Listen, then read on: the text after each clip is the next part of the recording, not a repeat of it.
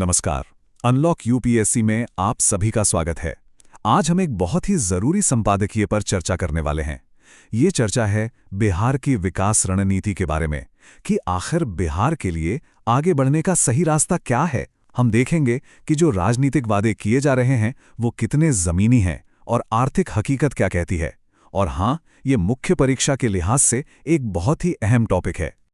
तो सबसे बड़ा सवाल यही है कि बिहार, जो आज भी कई सामाजिक और आर्थिक पैमानों पर सबसे निचले पायदानों पर है, वो यहाँ से आगे कैसे बढ़ेगा। देखिए, ये एक ऐसा सवाल है जिस पर पूरे राज्य का भविष्य टिका है। सच कहें तो बिहार आज एक दोराहे पर खड़ा है। एक रास्ता उसे आगे ले जा सकता है, दूसरा शायद वहीं का वहीं रोक दे। तो चलिए इन्हीं रास्तों को समझने की कोशिश करते हैं। आज की हमारी चर्चा का रोड मैप कुछ इस तरह रहेगा। पहले हम बिहार के इस डेवलपमेंट पहली को समझेंगे, फिर दो रास्तों को देखेंगे। एक है लोक लुभावन वादों का, दूसरा है प्राइवेट इन्वेस्टमेंट यानी निजी निवेश का। इसके बाद हम पश्चिम बंगाल से एक जरूरी सबक लेंगे जो बहुत कुछ सिखाता है, और आखिर में मेंस एग्जाम के लिए जो भी जरूरी फैक्ट्स हैं उन्हें रिवाइज करते हुए हम एक निष्कर्ष पर पहुंचेंगे। तो चलिए सबसे पहले इस पहेली को ही समझते हैं। हाल ही में राष्ट्रीय जनतांत्रिक गठबंधन यानी एनडीए को बिहार में जीत मिली है। राज्य में एक तरह की राजनीतिक स्थिरता भी है, लेकिन इस सब के बावजूद विकास के पैमाने पर बिहार का नीचे बने रहना ये अपने आप में एक बड़ा विरोधाभास है। ऐसा नहीं है कि जमीन पर कुछ हुआ ही नहीं है। बिल्कुल, कुछ बुनियादी सुधार तो हुए हैं। जैसे घरों तक बिजली पहुंची है, अच्छे हाईवे बने हैं जिससे जिले आपस में जुड़े हैं, और कानून व्यवस्था की स्थिति भी पहले से बेहतर हुई है। तो हम कह सकते हैं कि एक नींव तो तैयार हुई है। लेकिन असली सवाल तो यह है कि इस नींव पर विकास की इमारत कैसे बनेगी, कौन सी रणनीति अपनाई जाएगी। अब हम विकास के पहले मॉडल को देखते हैं जो बड़े पैमाने पर लोक लुभावन योजनाओं यानी पॉपुलिस्ट स्कीम्स पर आधारित है। देखिए, इन योजनाओं की राजनीतिक अपील तो जबरदस्त होती है, लेकिन क्या ये राज्य के लॉन्ग टर्म डेवलपमेंट के लिए सही हैं? चलिए इसकी पड़ताल करते हैं। इस लोक लुभावन अप्रोच का सबसे बड़ा उदाहरण है सरकारी नौकरियों का वादा। और ये कोई छोटा मोटा वादा नहीं है, बल्कि पूरे 1 करोड़ सरकारी नौकरियों का वादा है। अब बिहार जैसे राज्य में, जहां युवाओं के लिए रोजगार एक बहुत बड़ी चुनौती है, ये संख्या सुनने में तो बहुत अच्छी लगती है, लेकिन क्या ये आर्थिक रूप से संभव है? इस पर गंभीर सवाल उठते हैं।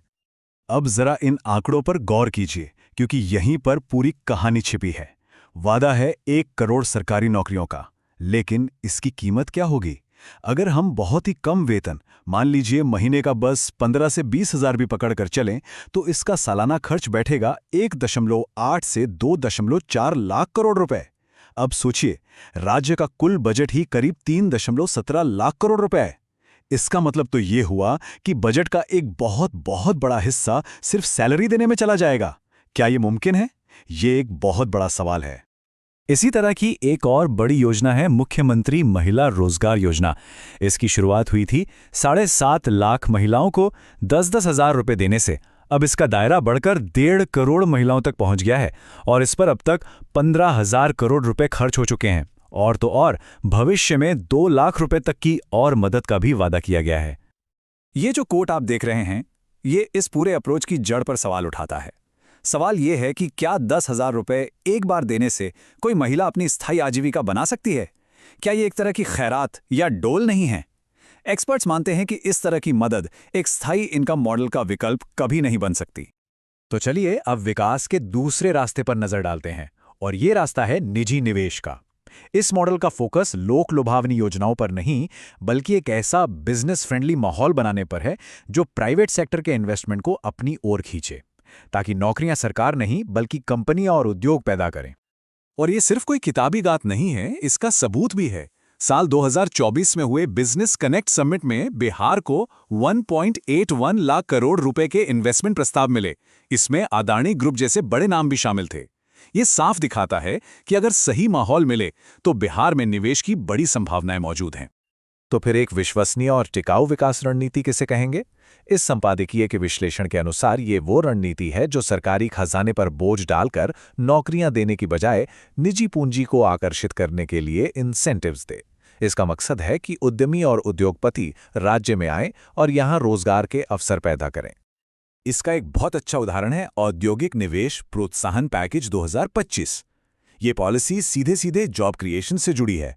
जैसे कपड़ा उद्योग में हर कर्मचारी के लिए 5,000 रुपये प्रति माह का इंसेंटिव और दूसरे उद्योगों में 2,000 रुपये प्रति माह का।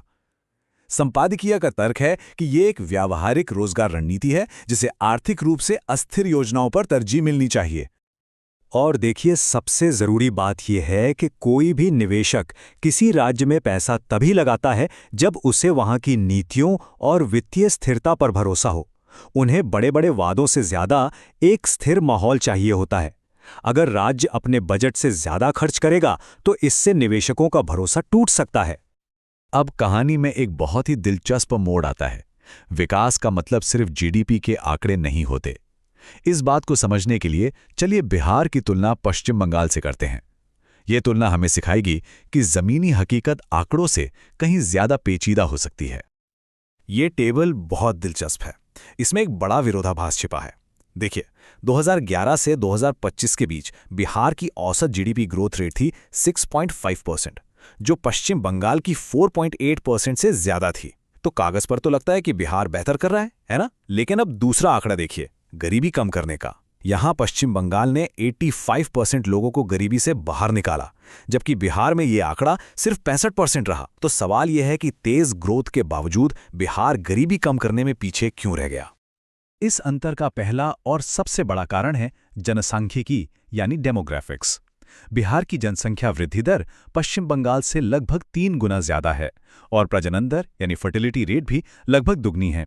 इसका सीधा मतलब ये हुआ कि बिहार की जीडीपी ग्रोथ का फायदा एक बहुत बड़ी और तेजी से बढ़ती आबादी में बढ़ जाता है, जिससे प्रति व्यक्ति आय पर उसका असर कम हो जाता है। दूसरा बड़ा कारण छिपा है कृषि क्षेत्र में। बिहार की एक बहुत बड़ी आबादी आज भी खेती पर निर्भर है, लेकिन पश्चिम बंगाल का कृषि सेक्टर ज्यादा डाइवर्सिफाइड और इंटेंसिव है। वहां ज्यादा जमीन पर फल सब्जियों जैसी हाई वैल्यू फसलें उगाई जाती हैं और क्रॉपिंग इंटेंसिटी भी ज्यादा है, मतलब एक ही खेत से साल में ज्यादा फसलें ली जाती हैं। इससे ग्रामीण आय बढ़ती है, जो गरीबी कम करने में सीधे मदद करती है। चलिए अब फटाफट से वो सारे की डेटा पॉइंट्स और आर्ग्यूमेंट्स रिवाइज कर लेते हैं जो आपको अपने मेंस के जवाब में जरूर लिखने चाहिए। ये सेक्शन खास तौर पर यूपीएससी और बीपीएससी की तैयारी करने वालों के लिए है। इन आंकड़ों को बिल्कुल याद कर लीजिए। 1.81 लाख करोड़ के निवेश प्रस्ताव, नौकरियों के वादे का लगभग 2 लाख करोड़ का सालाना बिल, बिहार की युवा श्रम बल भागीदारी दर जो सिर्फ 34.6% है और ये राष्ट्रीय औसत से बहुत कम है। और हाँ, गरीबी में कमी और प्रजनन दर में बिहार और बंगाल के बीच का वो जरूरी अंतर। और अब बात करते हैं मुख्य तर्कों की, यानी आर्ग्यूमेंट्स की। पहला, लोक लुभावन नीतियां वित्तीय रूप से टिकाऊ नहीं है। दूसरा, रोजगार पैदा करने का विश्वसनीय रास्ता निजी निवेश से होकर जाता है। तीसरा, निवेशकों को स्थिर नीतियों का भरोसा चाहिए। और चौथा, बंगाल का सबक यह है कि सिर्फ जीडीपी ग्रोथ ही काफी नहीं, जनसंख्या और कृषि जैसे संरचनात्मक मुद्दों पर काम करना ही होगा। तो इस पूरी चर्चा के बाद हम किस निष्कर्ष पर पहुंचते हैं? बिहार के लिए आगे का सबसे अच्छा रास्ता आखिर है क्या? चलिए सभी बिंदुओं को एक साथ जोड़कर देखते हैं। तो अंतिम निष्कर्ष ये है कि ये सिर्फ लोक लुभावनवाद बनाम निवेश का मामला नहीं है। एक कामयाब रणनीति के लिए दोनों का मिश्रण चाहिए। बिहार को निवेश को बढ़ावा देने वाली नीतियां तो अपनानी ही होंगी, साथ ही जनसंख्या वृद्धि को कंट्रोल करने और कृषि की उत्पादकता बढ़ाने जैसी गहरी संरचनात्मक चुनौतियों का भी सामना करना होगा। और अंत में मुख्य परीक्षा के अभ्यास के लिए एक सवाल, इस पर जरूर सोचिएगा और हो सके तो लिखने की कोशिश भी कीजिएगा। सवाल है, बिहार जैसे राज्य के लिए एक स्थायी विकास रणनीति को आकार देने में लोक लुभावन उपायों की तुलना में राजकोषीय विवेक और संरचनात्मक सुधारों की भूमिका का समालोचनात्मक विश्लेषण करें। कल फिर मिलते हैं एक महत्वपूर्ण संपादकीय के साथ। इसके लिए YouTube चैनल अनलॉक यूपीएससी को ज्वाइन कर लीजिए। धन्यवाद।